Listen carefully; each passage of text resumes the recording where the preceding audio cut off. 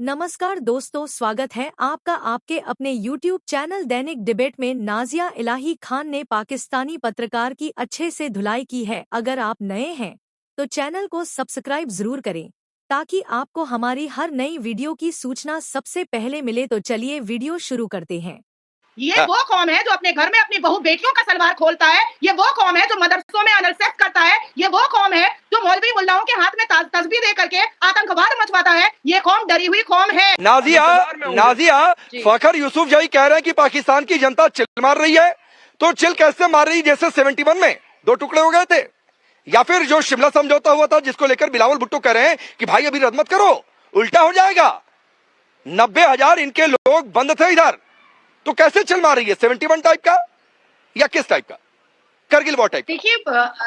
देखिए राकेश जी, ये जो कौम है ना फी सबीलिल्लाह और उम्मा वाली, ये जो पाकिस्तान इस्लामिक देश है ना, ये बेहिस बेमरवत और बदतमीज कौम है। ये चिल नहीं मार रही है। इनको पता है कि ऑपरेशन स्कॉर्पियो जब अजय डोवल जी के नेतृत्व में हुआ था तो लुंगी पकड़ करके हाफिज सईद को भागना पड़ा था। 71 इनको याद है बहुत अच्छे से। और अभी तो हमने सिर्फ वाटर स्ट्राइक और डिजिटल स्ट्राइक किया है। ये जो छोटे छोटे यूट्यूबर हैं जो 54-58 भारत के लोगों से कमा करके अपना घर चला रहे थे और 3-3 बीवियां चला रहे थे, इनको ये तो अब लुंगी पकड़ रहे हैं कि अब करेंगे क्या, अब इनकी दुर्दशा क्या होगी। जनरल आसिम मुनीर जो 2 नेशन थ्योरी की बातें कर रहा था कुरान की आयतों के साथ, वो अपने परिवार को अपने खानदान को बाहर विदेश भेजा है डर के मारे। याद है राकेश जी कैसे अभिनंदन को बुलाए थे तो टांगे कांप रही थी इन लोगों की।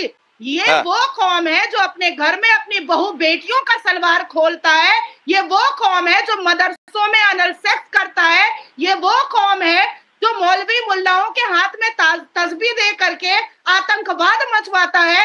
ये कौम डरी हुई कौम है, ये तो मानना पड़ेगा। और आज इनकी घबराहट, चरचराहट और इनके चेहरे का पसीना साफ। थोड़ी सी भाषा की मर्यादा दोनों ओर से बनी रहे, भाषा की मर्यादा दोनों ओर से बनी रहे। इधर का आक्रोश तो ठीक है, सीमा पार कर रहा है। सना खान जुड़ गई है क्या?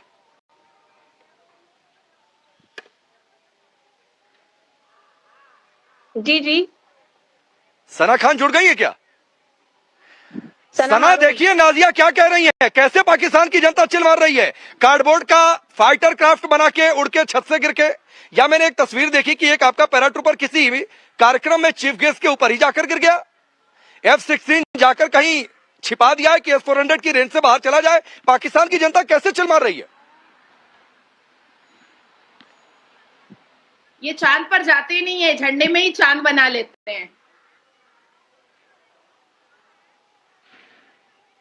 आप लोग अगर आप लोग ने ज्वाइन किया, वो मुझे इनवाइट किया है, तो काइंडली मुझे आप मौका दें ताकि मैं अपना नैरेटिव, अपने कंट्री का नैरेटिव भी रख सकूं। ठीक है, अगर आप इनवाइट करते हैं तो उसके कुछ एथिक्स होते हैं जर्नलिज्म के जो शायद आप लोगों को नहीं पता, लेकिन बहरहाल कम टू द पॉइंट।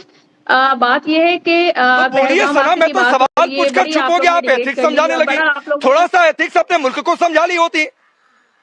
नहीं, हमें बहुत आते हैं। आप तो ये देखें ना, आपकी जो मोदी सरकार है, जब इलेक्शन आते हैं तो वो यही ड्रामा रचाते हैं। और आपके अपने हाजिर जो ऑफिसर है उसने भांडा फोड़ दिया कि ये जो कार्रवाई है भारत में, ये पाकिस्तान में हुई नहीं है। और हमारे जो प्राइम मिनिस्टर है उन्होंने बहुत स्ट्रांगली इस बात को वाज़ेह तौर पे बोल दिया है कि जो इंटरनेशनल ऑर्गेनाइजेशन है, UNO है, सिक्योरिटी काउंसिल है, वो 3-4 मुल्कों की कमेटी बनाए, इन्वेस्टिगेशन करें। तो आपको तो इस बात पे अग्री होना चाहिए। आपने इसका खामोश इस्लाम के मानने वाले इन्वेस्टिगेशन पर भरोसा क्या करते हैं कि आप लोग इन्वेस्टिगेशन के पेपर्स पर भरोसा करते हैं क्या? अरे डस्टबिन जैसा देश है आपका, डस्टबिन जैसा देश है आपका, डस्टबिन कूड़ा करकट देश है आपका। आपका फैसला वैसे ही होगा जैसा आपके अब्बू चाहेंगे और आपके अब्बा है नरेंद्र दामोदर दास मोदी। डर कर रहिए,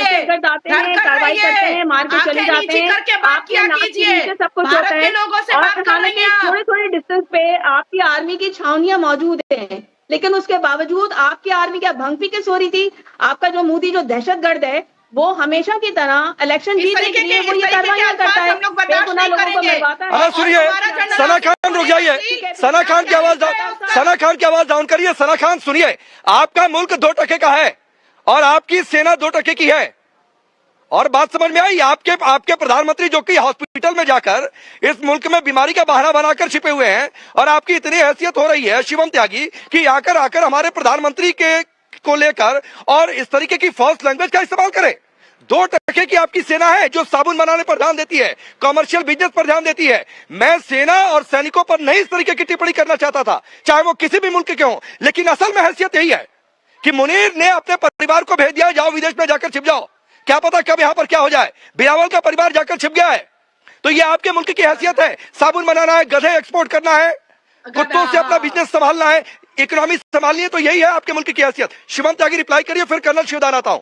मैं कह तो रहा हूं मुनीर ने परिवार भेज दिया, बिलावल ने परिवार भेज दिया, प्रधानमंत्री बवासीर की वजह से हॉस्पिटलाइज हैं, लगातार आजाद कश्मीर जिसको ये कहते हैं वहां से चिट्ठियां लिखी जा रही हैं, फौज से 10,000 से ज्यादा रेजिग्नेशन है, JF-17 क्रैश हो गया है।